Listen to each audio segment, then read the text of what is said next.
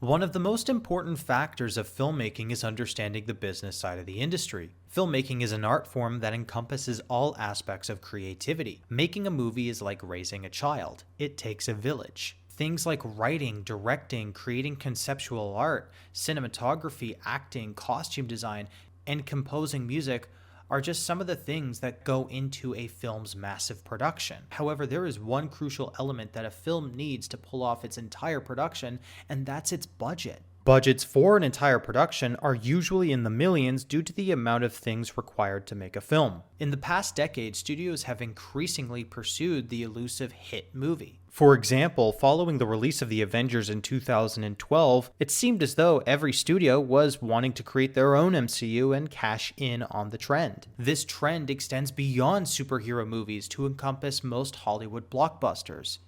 You know the old saying, in order to make money, you gotta spend money. However, that might not be true in 2023. Movies like The Flash, Little Mermaid, Mission Impossible, Fast X, Transformers, Aquaman 2, Shazam 2, Wish, Elemental, and Haunted Mansion all flopped at the box office.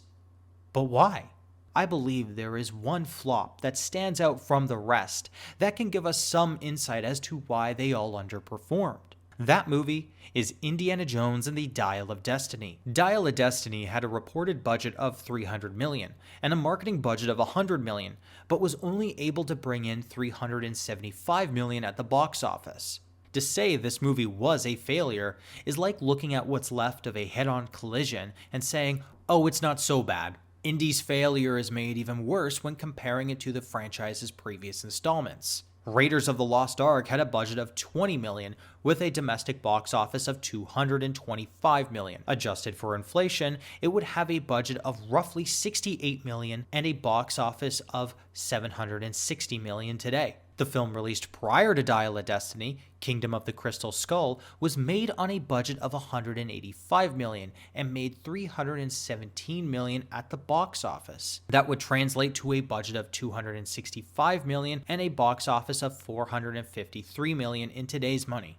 One can argue that these comparisons might not be fair due to inflation or current economic setbacks. Nevertheless, these arguments are nuked from orbit when compared to movies like Barbie, Oppenheimer, and the Super Mario Bros., which all came out in 2023. The budget for Indiana Jones 5 posed as a significant challenge to the film's success. During an interview on the Hot Ones podcast, Matt Damon broke down why studios don't make mid-budget films anymore. He explained that streaming had completely changed the industry, and in the past, if a movie didn't perform well in theaters, DVD sales would serve as a means for studios to recover their losses. However, with the prevalence of streaming services, the incentive to purchase DVDs has dwindled. Why spend $20 on a single DVD when a monthly subscription offers unlimited access to movies and TV shows? Streaming has also provided Hollywood with another issue. How are you going to get an audience to go and see your movie in theaters when they know it's going to end up on streaming a few months later? Now, each film has evolved into an event movie, signifying that studios are compelled to allocate more resources to the spectacle of each production. This is another reason why budgets have gotten so big over the last decade and are hurting the profitability of Hollywood films.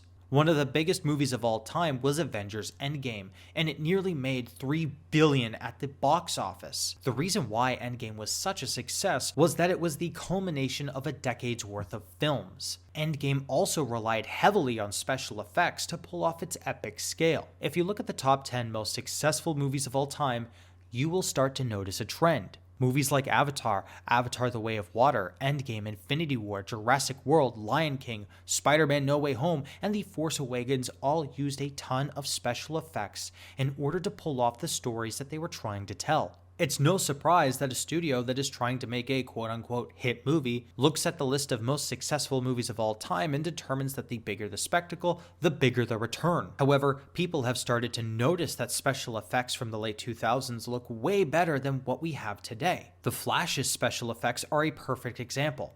Following the release of Flash, A VFX artist came forward to shed light on why visual effects in the movie looked so bad. According to the artist, VFX professionals are grappling with excessive workloads, attributed to the sheer number of special effects shots demanded for each scene. This means that VFX artists could be working on shots that either have something as simple as removing a wire or constructing an epic climax of a movie with thousands of characters. When a movie has reshoots, script changes, or scrapbooking involved, VFX shots have to be reworked completely or thrown out entirely. This adds to a film's ballooning budget and can lead to a film looking like, well, this. Look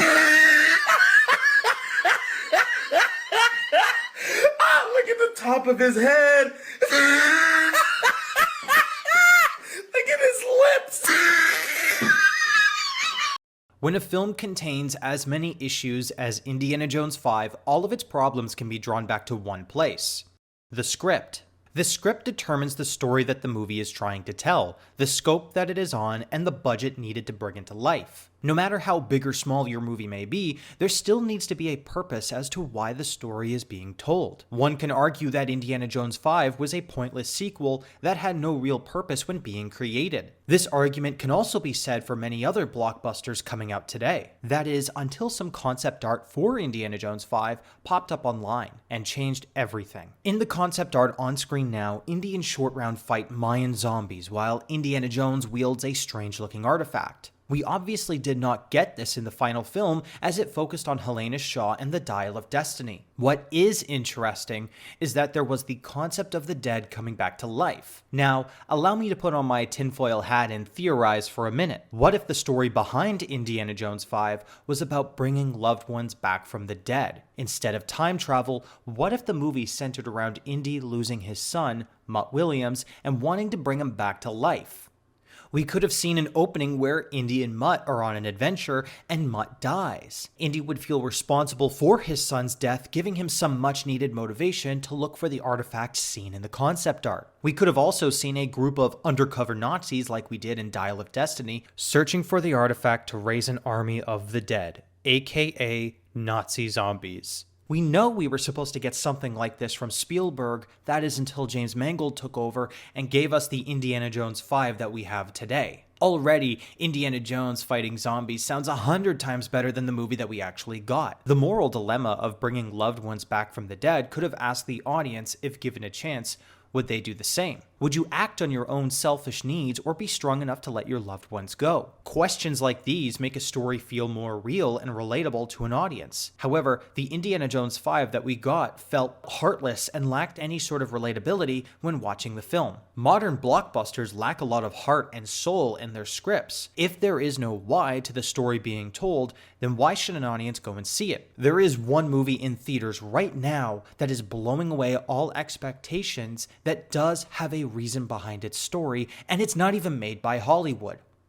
Godzilla Minus One. Godzilla Minus One is a Japanese film that had a limited release in the US and was made on a budget of $15 million. Funny enough, the director said that he actually wishes he had $15 million to make it because it was made for a lot less. The movie has currently grossed $42 million at the US box office and is doing so well, in fact, that theaters had to open up more screenings for the movie to keep up with demand. There are other mid-budget movies that came out this year that did extremely well, like The Sound of Freedom and The Boy and the Heron, which were made on much smaller budgets compared to the blockbusters that are coming out today. These films may not have glamorous box office returns in the billions like an Avengers Endgame, but they are still making their money back nonetheless. Like Barbie, Oppenheimer, and Mario, these movies are fresh ideas, new or existing IPs that have smaller budgets. Some of these budgets are in the hundreds, but when 3 Oppenheimers equal 1 Dial of Destiny, you know what I'm talking about.